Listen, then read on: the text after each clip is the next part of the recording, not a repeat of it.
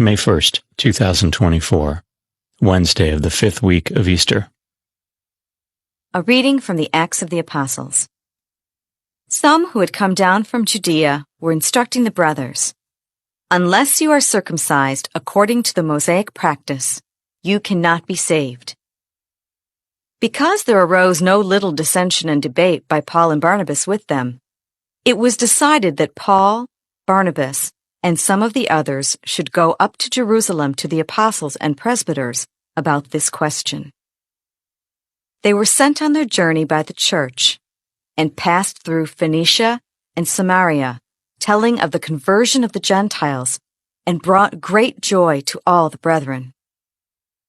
When they arrived in Jerusalem, they were welcomed by the church, as well as by the apostles and the presbyters, and they reported what God had done with them. But some from the party of the Pharisees who had become believers stood up and said, "It is necessary to circumcise them and direct them to observe the Mosaic law." The apostles and the presbyters met together to see about this matter. The word of the Lord. Thanks be to God. The responsorial psalm. The response is, "Let us go rejoicing to the house of the Lord. I rejoice because they said to me, we will go up to the house of the Lord. And now we have set foot within your gates, O Jerusalem.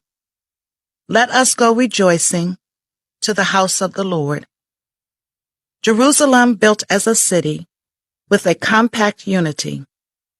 To it the tribes go up, the tribes of the Lord. Let us go rejoicing to the house of the Lord.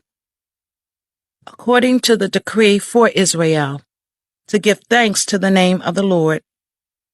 In it are set up judgment seats, seats for the house of David.